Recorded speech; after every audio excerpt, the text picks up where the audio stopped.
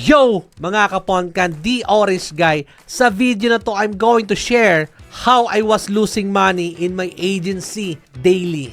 Yes, marami akong pera na sunog.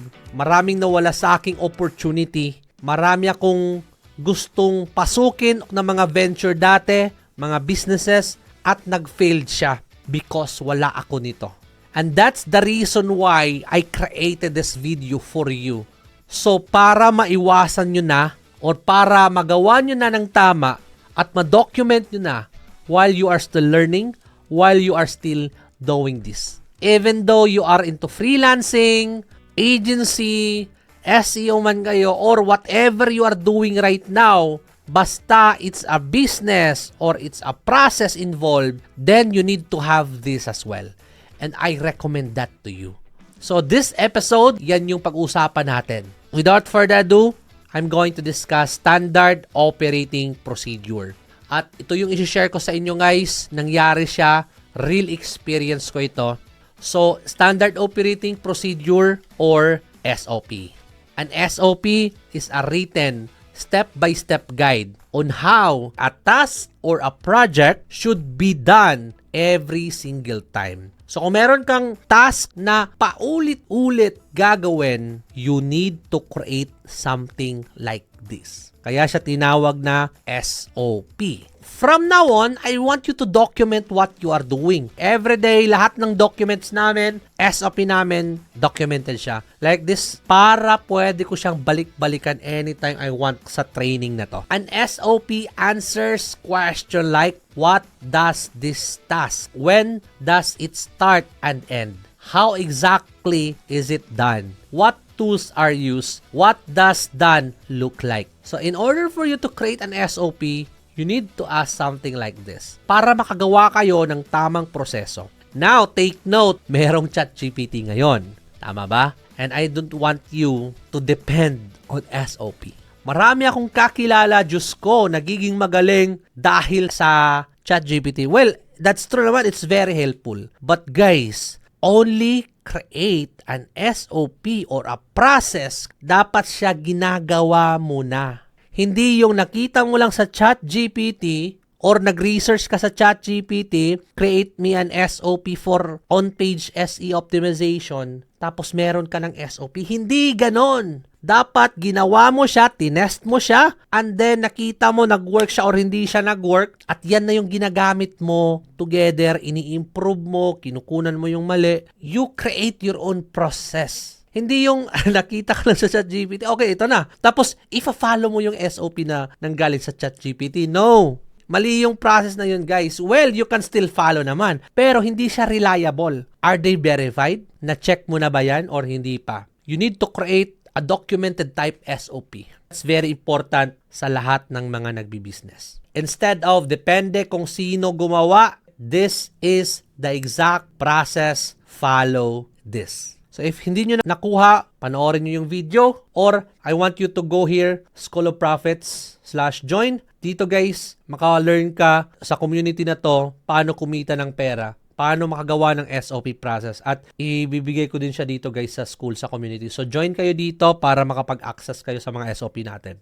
Want to quit your 9 to 5? Join the School of Profits. We teach Filipinos step-by-step how to make real money online. Andito naman, bakit siya importante sa mga aspect na to? Operation and delivery issue, client's problem, revenue and profit, team and people problem, growth and scaling limitation. Yan yung i-discuss natin ngayon. Kasi for me, they are important sa mga part na to. Now, let's start. Tasks are done differently every time, depending on who handles them. Magkaka-issue ka sa operation and delivery kung wala kang SOP. Diba? Kasi wala kang sinusundan eh. By the way, lahat ng ginagawa namin sa company, documented siya. How to do keyword research, documented siya. How to copy and paste. Yeah, even copy and paste. Documented siya.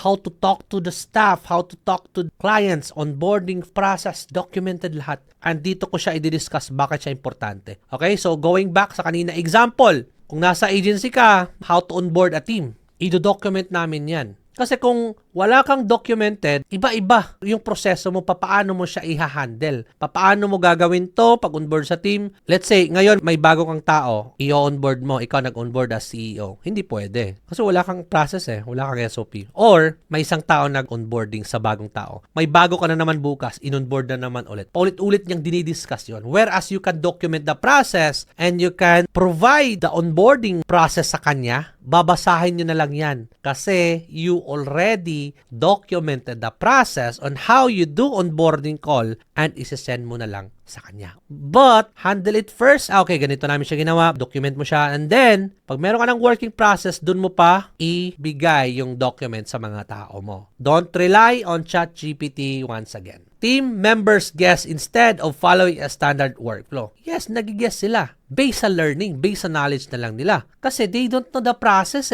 Wala silang standard workflow na sinusundan. Project stall when 1K person is absent. Ayun na. Kung wala ka or wala yung tao na onboarding or walang taong nag-i-interview kasi siya lang yung may alam na po-post yung onboarding ng tao mo. Kasi ikaw lang yung may alam, di ba? Absent pa. Deliverables vary in quality across client. Deliverables quality. Now, without SOP and process, paano ka makapag-deliver ng quality? So, you need to have that. Rework increases due to unclear instruction. Of course, walang instruction nga. Or merong instruction pero sinishare lang, dinidiscuss lang sa kanila live. So, hindi siya fit and hindi siya clear. Teams argue about how things should be done. Kasi wala kayong sinusundan na standard. No clear checklist leads to forgotten step. Of course, hindi documented. Balik pa rin tayo. Affected talaga yung operation and delivery. Lalo na pag SEO agency or any industry, pareho lang magkakaproblema kayo. Task take longer than necessary kasi wala nga tayong sinusundan. Napakatagal matapos kasi wala kayong standard. Yung isa, strategy niya, gagawin niya to. Yung isa, meron din siyang different knowledge, susundan niya to. Iba-iba kayo. Now, instead of 5 minutes gawin, umabot siya ng 1 hour kasi nga wala siyang sinusundan. Pero, kung may susundan kayo, abot lang ng 5 minutes. Diba? So it matters. Scaling breaks existing workflow. Of course, napakahirap mag-scale kung wala tayong proseso and documented process. Next, client problems. Naku,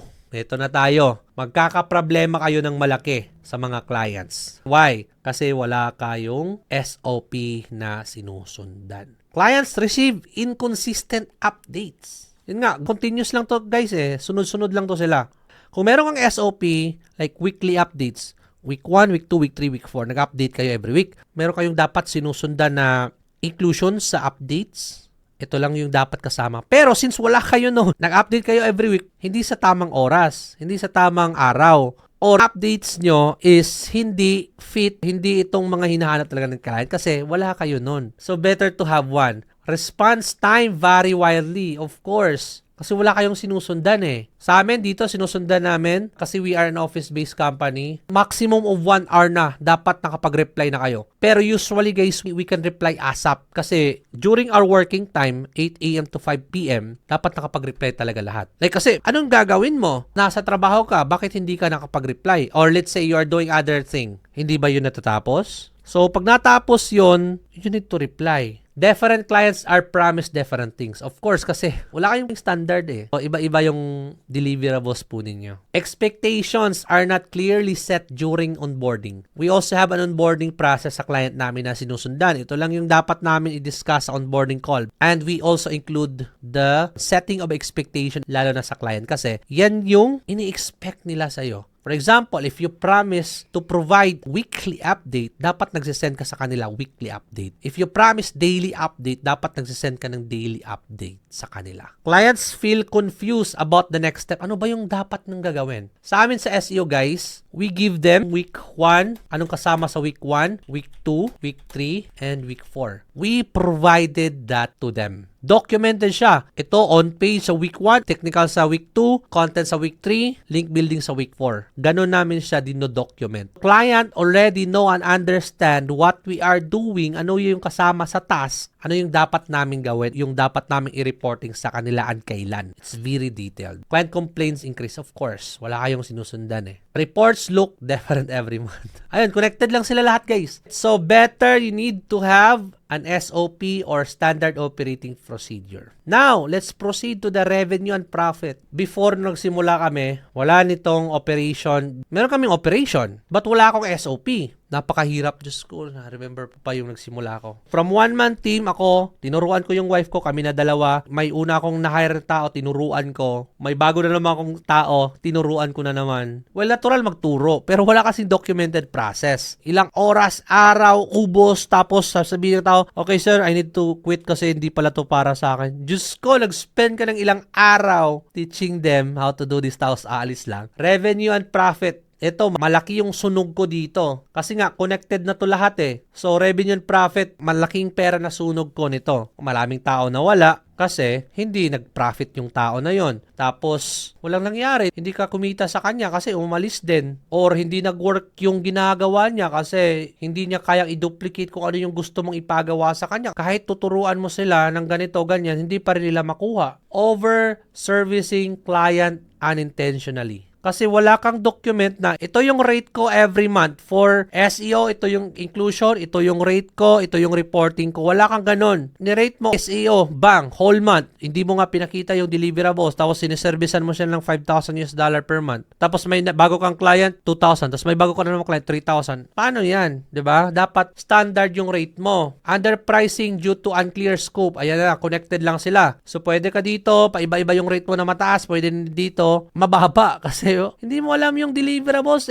yung scope ng i-deliver mo sa kanila. So napakahirap yan. Hindi mo alam kung paano i-value yung sarili mo or yung services mo. No standardized upsell or retention process. Importante din yung retention but we have a topic on this one, paano i-retain ang client or prospect. No standard upsell. So sa company namin, we also doing upsell sa mga clients namin. Refund increase, of course, kasi yun nga, connected yan Client's problem, operation, taas yung refund mo. Liliit yung profit mo. Hard to forecast revenue, of course, kasi nga marami kang problem. Ito pa, team and people problem. Diyos ko, ito yung number one sa company. Believe me, depende yan sa company mo. May ibang company, yung problem nila talaga, hindi tao kasi magagaling yung mga hire nila. But their problem is the client. May mga company din, yung problema nila isa tao. Kasi walang magagaling na tao, pero yung client, marami sila. Team and people problem. Knowledge lives only in people's head. Napakahirap dyan. Andito lang hindi kaya ipalabas or hindi kaya i-duplicate. The SOP should be duplicated sa mga tao na involved sa process na yan. They already know how to do it, how to duplicate it. Hindi yung knowledge nasa kanya lang. Problem yan, magkasakit like yung sinabi ko kanina, mag-absent siya. So, tenga, wala tayong gagawin kasi absent yan. Training depends on senior staff availability. Of course, kasi yung mga nagmamanage ng SOP namin dito guys, yung mga head, ako, yung wife ko, operation manager namin, yung account manager namin, yung mga higher level. Hindi yung bago lang kasi they need to understand the SOP first, follow until na magaling na sila tapos dun pa namin sila hahayaang gumawa ng SOP nila. I-check pa yan namin. By the way, may standard din kami sa paggawa ng SOP. Hindi yung gagawa-gawa na lang, sino na lang yung gagawa dyan, hindi pwede. Are they reliable? Are they trustworthy? Magaling ba siya? Kasi kung junior lang siya sa company mo, hindi pa siya magaling, tapos gumagawa siya ng pang high level na SOP and then magre-rely siya sa ChatGPT or gagawa siya ng sarili niya without ChatGPT. Nako, dapat complete. So, yung mga heads lang, yung taong magaling na gumawa ng SOP, may magaling na knowledge sa department na yan yung pagagawin mo. High employee turnover. Napakahaba yung proseso mo pag onboarding. For example, tumatagal, tumitenga. Napakahirap silang i-train. Napakahirap silang bigyan ng task kasi mahirap silang matuto kasi di ka nga magaling, wala ka pang proseso, wala pang magaling na tao na magturo, hindi maka-follow yung mga taong tinuturuan mo, diba? No clear accountability, of course, kasi sino yung pakikinggan natin? Yung heads. What if wala din siyang SOP? Burnout becomes common. Yes, palagi. That's very common. Burnout talaga yung kakalabasan yan all the time. So guys, napakahirap gumawa ng SOP. But it's worth it. Why? Kasi ginagawa mo siya sa company. Let's say, yung role mo is SEO on page. Ginagawa mo siya paulit-ulit araw-araw. So, nagiging madali na lang i-duplicate sa mga tao mo. Mahirap pa rin siya kasi you need to make sure that it's working, hindi yung kinopya mo lang kahit saan. Growing and scaling limitations. Sa company namin, aside sa mga heads lang yung gumagawa ng SOP or yung mga knowledgeable na talaga sa department nila, we check them all the time. Yung mga SOP namin, merong schedule na moment. For example, ito, if may bagong proseso, i-revise namin yung SOP. We also have checking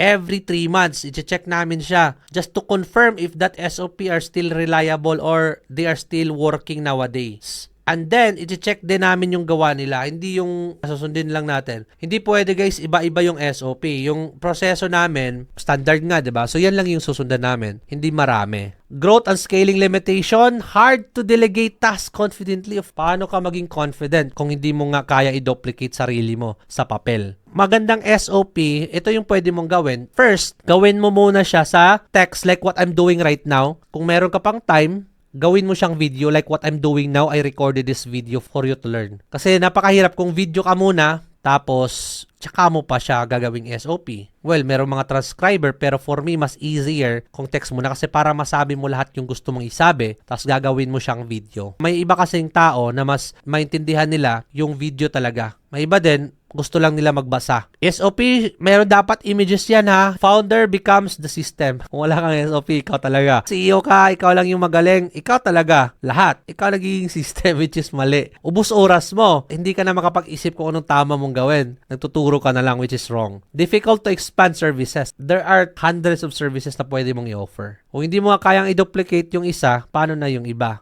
Hard to white label. So kami, we offer white label services. Like we are helping partners to make money online sa Pilipinas. We call it whitelabellicensing.com. Pwede mo tong puntahan, schedule ka ng call if you want to make money sa agency or freelancing. Tuturuan namin kayo. Gagawa kayo ng sarili nyong agency. Want to earn high-ticket revenue? Start a digital agency even without experience at White Label Licensing and we do the operation and staff salary. Schedule kayo ng call. Ako mismo kakausap sa'yo. Agency cannot operate without the owner. Ito yung worst na scenario nangyari sa akin before. Wala ding business. Patay lahat ng clients. Nako, walang kita. Sarado. So, wag sana mangyari yan. So, that's why I want you to join here, schoolofprofits.ph and then click join. Kasi dito, ito yung community. So, after here, click mo lang yan. Click mo to. Join the community. Fill up this para ka makapasok dito sa community na to.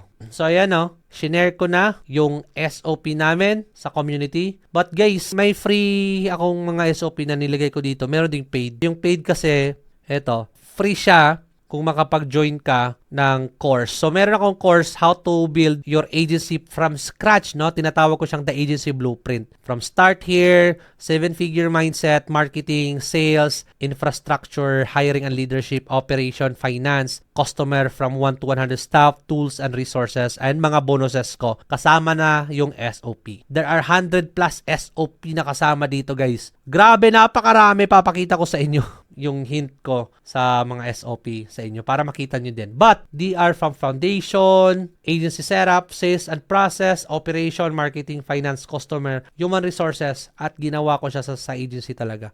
Check nyo na lang dito guys, no? Napapasilip ko sa inyo. So, ito na yung mga SOP namin sa Agency Blueprint. Napakadami yan guys. Welcome to the Agency Blueprint. About Kirk, mindset and expectation. Dito, foundation, agency, sales, system and clients, operation, human resources, marketing, finance, client retention, business development, templates and resources. 100 plus to guys. Pakadami pa sa inside nito pag open mo. Ayan, if you are interested, punta lang kayo dito sa schoolofprofits.ph and then scale your agency. So that would be all muna for now and I'll see you guys sa next videos. Ingat!